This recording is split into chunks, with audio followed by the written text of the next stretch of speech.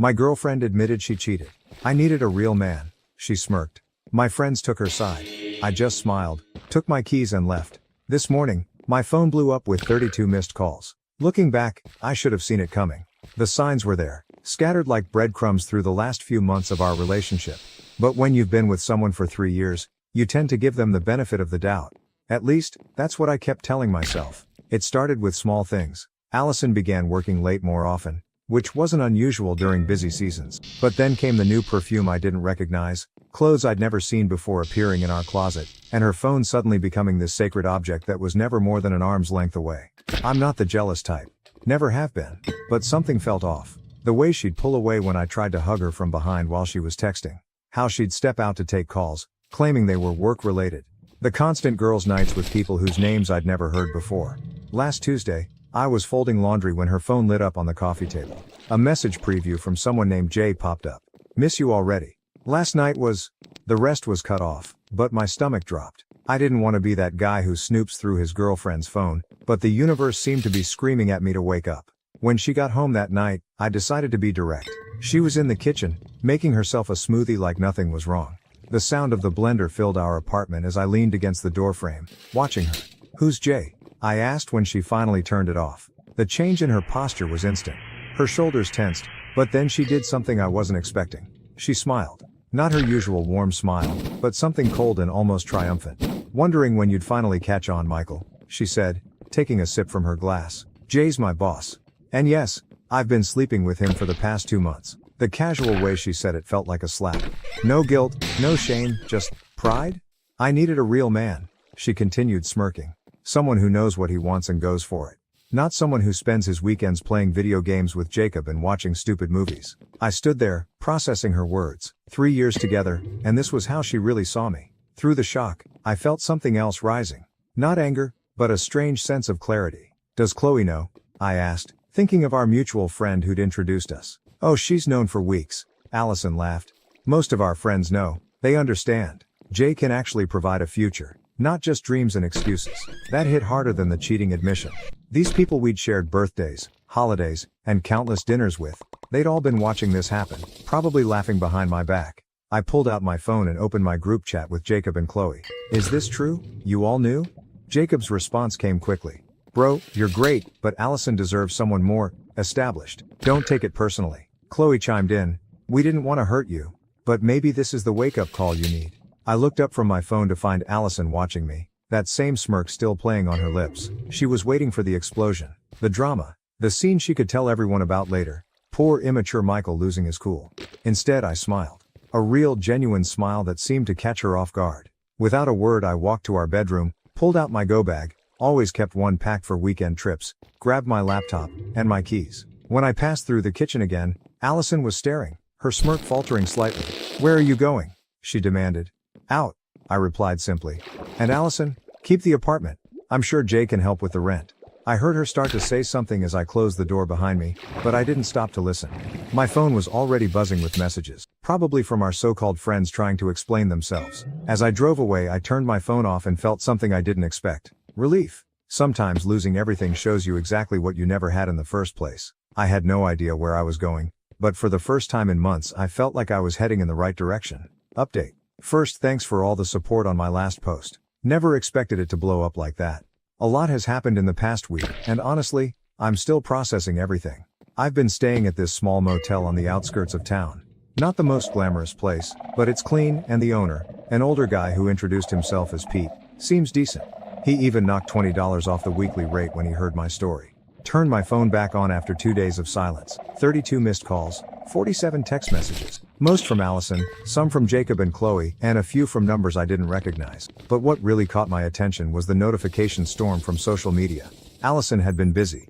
Really busy. Her Instagram story painted a picture I recognized. Apparently, I was a controlling, jealous boyfriend who monitored her every move. According to her posts, I emotionally manipulated her for years, isolated her from friends, and threw a violent tantrum when she finally stood up for herself. Each post had hundreds of sympathetic comments, including ones from people I thought were my friends. The crown jewel, a tearful video where she claimed I had financially abused her by making her split all our bills 50/50ths while I hoarded my money.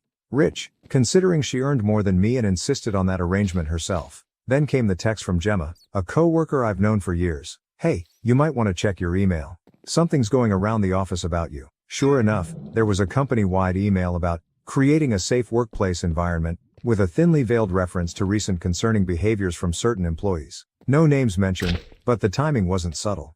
I should have been angry. Maybe I should have fought back, posted my side of the story. Instead, I just felt curious. How far would she take this? Pretty far, as it turns out. Yesterday, I stopped by our local coffee shop.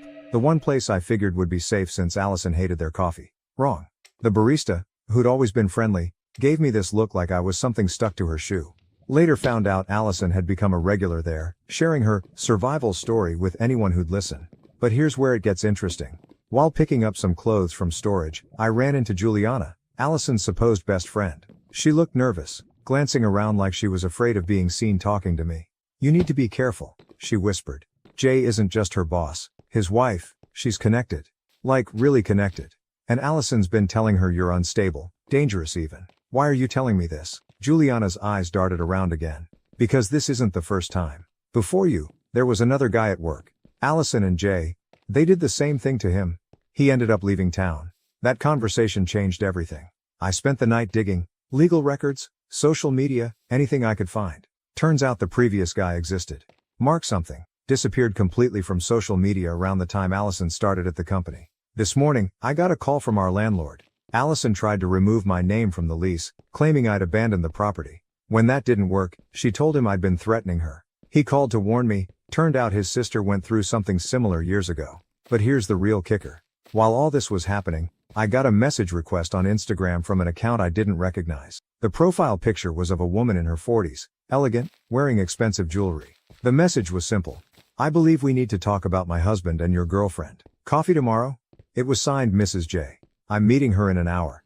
Something tells me Allison's real man story is about to get a lot more complicated. The funny thing is, watching Allison spin this elaborate web of lies, seeing our friends choose sides based on nothing but her word, it's actually liberating. Every nasty post, every fake tear, every manipulated story just confirms what I already knew. I'm not losing anything worth keeping. Update 2. Sorry for the delayed update. These past 2 weeks have been wild. That coffee meeting with Mrs. J, game changer. Turns out she's been gathering evidence for months, not just about Allison and her husband, but about a whole pattern of behavior at the company. Remember how Juliana mentioned the guy who left town? He wasn't the first. Mrs. J had documented at least 3 similar situations over the past 5 years. Young employees getting involved with her husband, then helping to push out anyone who might expose them. The difference this time? Mrs. J was done playing quiet. She had texts, emails, expense reports, even security footage from the company parking garage. But she wanted one final piece: public exposure. That's where the annual company party came in. I wasn't planning to attend. Why would I? But Mrs. J had other ideas. Sometimes, she told me, the best revenge is just letting people show their true colors. The party was at this fancy hotel downtown. I arrived late, dressed better than I ever had for these things. The looks when I walked in, priceless. Allison nearly dropped her drink. Jay's face went from red to white so fast I thought he might pass out. But here's the beautiful part. I didn't have to do anything. Chloe approached first, clearly tipsy. "You've got some nerve showing up here," she slurred, loud enough for nearby groups to hear. "After everything you put Allison through." I just smiled. "Everything I put her through? That's interesting. Tell me more." That's when Gemma stepped in. Remember her? My coworker? Turns out she'd been quietly collecting her own evidence. Screenshots of Allison bragging about her conquest in company chat groups. Recordings of her planning how to spin the story with Jay. "Actually," Gemma announced, "I think we'd all like to hear the real story." The next hour was like watching dominoes fall. Mrs. J timing her entrance perfectly, tablet in hand. The projector that accidentally started playing a slideshow of incriminating messages and photos. Allison's increasingly desperate attempts to maintain control of her narrative. But the real show came from Jacob. Good old bros before hoes, except when the hoe might advance my career. Jacob. He'd been filming everything on his phone, planning to show it to Jay later, prove his loyalty or something. Instead, he managed to capture Allison's complete meltdown. "You think you're so clever," she screamed at me. "You and that bitter old woman, trying to ruin everything I've built. Jay loves me. We're going to have a life together." That's when Mrs. J decided to share the cherry on top. Divorce papers, already filed. Turns out Jay had been promising Allison the same future he'd promised those other employees. Same script, different actress. The best part, through all of this I barely said a word. just watched as years of manipulation and lies unraveled in real time. Juliana, who'd been quiet all evening, finally spoke up. I helped her, she admitted, addressing the now silent room. I helped her destroy that other guy's reputation. I can't do it again.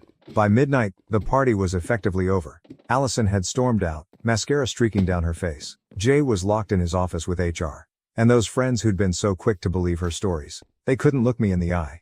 As I was leaving, Mrs. J caught my arm. Thank you, she said, for being the one who didn't run. I drove home to my motel room feeling strangely peaceful. Pete was still up, watching late-night TV in the office. He took one look at my face and grinned. Good night? You could say that.